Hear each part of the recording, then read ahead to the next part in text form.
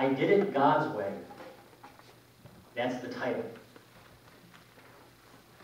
Think of Frank Sinatra, and sing it with me. I did it God's way. One more time. I did it God's way. Would any of you, given a clear choice, do it any other way than God's way? Well, what is God's way? Let's think about that. Here's an easy one. It's one of the Ten Commandments. God wouldn't kill. I think that's easy to go along with. I was having dinner with a friend earlier this week. And in the course of our conversation, we got on to different kinds of diets, not weight loss diets that support us in a healthy way. And she was sharing with me both her frustration over the complexity of preparing vegetarian diets, vegetarian food, and at the same time, her love for animals. And she said, I don't harm animals. I don't kill spiders. What about ants, I asked. She said, I scoop them up and I take them outside. Wasps, I asked. She said, I catch them in a glass jar and I release them out a window. And then I saw a look of chagrin come across her face. And her head dropped. And she said, I do kill mice. She's looking at us, she said, I killed 3 last summer, but humanely. It was very quick. She said, they were in my drawers. They were defecating in my drawers. My drawers. She said, I have limits. Does God have limits? I'm reminded of one of my seminary instructors, a 3rd generation Unity minister, possibly the only one on the planet. And she was telling our class a story of a man she was dating who eventually became her husband. They were at a summer party in the twilight of a warm evening. And they were talking, and she saw a mosquito light upon his arm. And he meditated upon the mosquito momentarily. And just as it was about to dine, he said, go to God. Come back human. I guess Buddhists have limits too.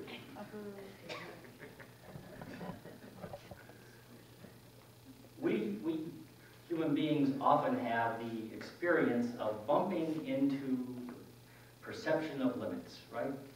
With a limit here and a limit there, here a limit, there a limit, everywhere. Limit. Somebody got the limit, yes. But in God, there are no limits. No limits. Put another way, in God, there is no resistance. God doesn't say, well, maybe, or possibly tomorrow, or on the retail side of heaven, no, I'm just looking. God always says yes. God always says right now. God always says what's next. There is no resistance in God. God's state, God's way, is our way, your way, my way. No matter what your parents told you, your friends have told you, your loved ones have told you, your boss or your ego have told you, that is your natural state. It is who you are. You are, yes, you are love, and you are light. And the only thing that comes between that truth and our expression of it are various forms of resistance. Resistance that gets in the way. Resistance, I think we become virtual masters of resistance.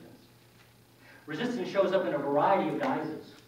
Probably one of the easiest to recognize is a little voice inside that tells you that you don't really need to do what your heart knows you need to do, or what your body, your muscles, if it's exercise, knows you need to do. Have you ever had that experience? Have you ever heard that voice? You don't need to go out for a walk. Sit down, turn on the TV. That's what's good for you. It's resistance. Just resistance. Resistance comes in camouflaged forms as well. Sometimes resistance shows up as people whose customs or culture, or just their way of dress, even a body type, tells you they're not you. They're someone else. They're what you might call the other. Have you ever had that experience, any time in life? Walking through the path of life, and you see someone, and it's not malicious. It's not. And it's not overt. It's not mean-spirited. You see someone, and the feeling is, that's not me. It's the other. Many of you know Jim and Deb Larson. I was visiting at their home in Rocky River this past Tuesday evening. And I had the opportunity to meet their newest grandbaby, little Madeline. Madeline is all of 15 months.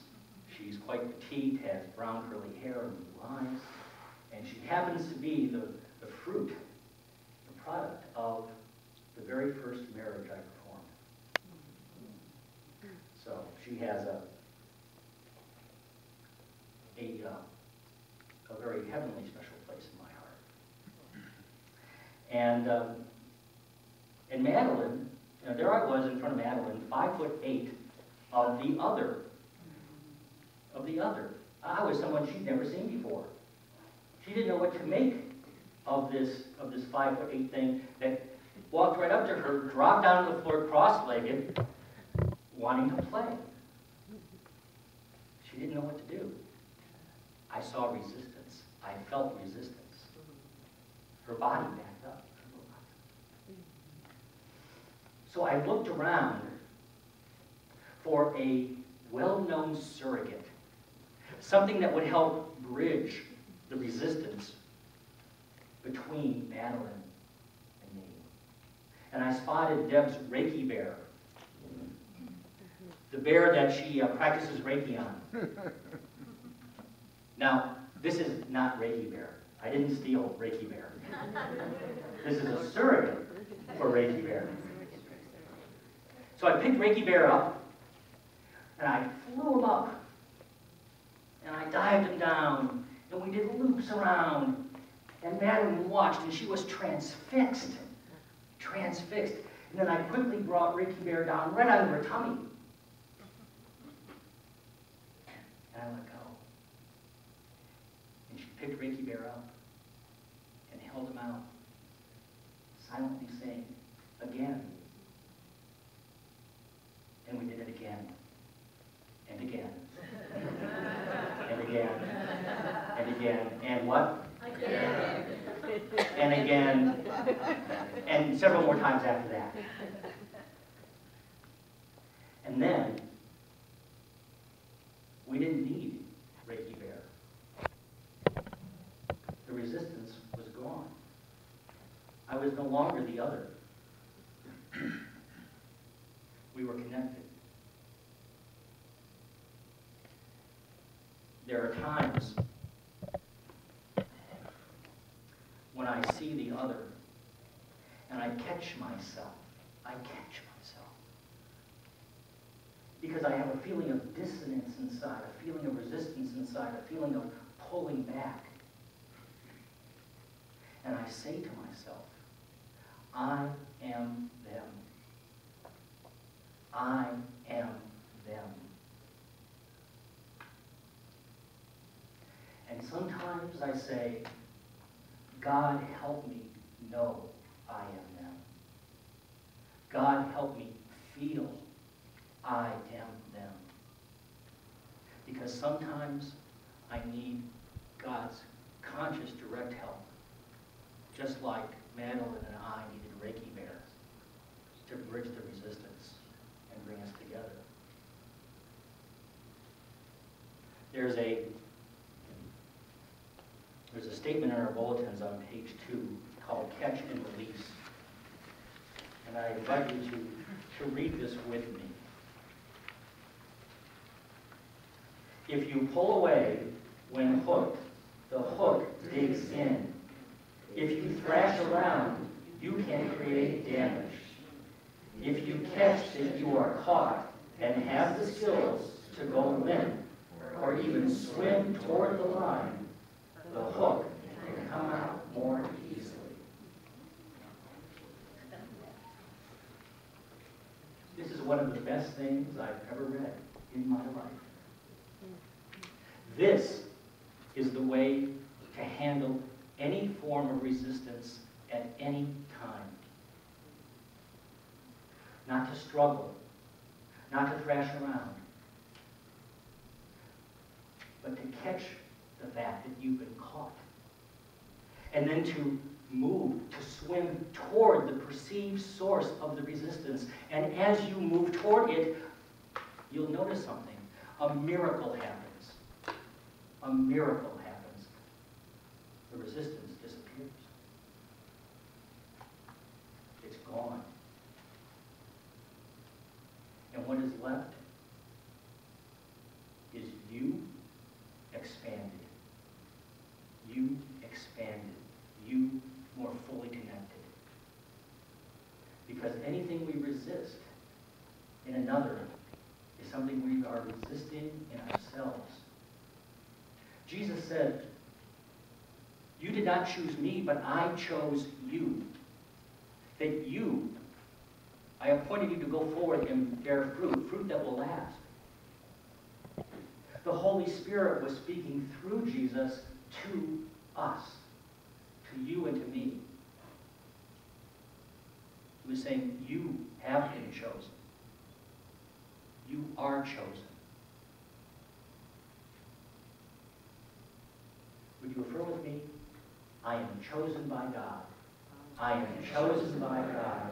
I am chosen by God. I am chosen by God. Let that in. Not just here, but here. So that you know it unconditionally of yourself. And more, that you know it unconditionally of every other person you ever encounter. We were all chosen by God. And like the other way you can say it, I was chosen by God. They both work.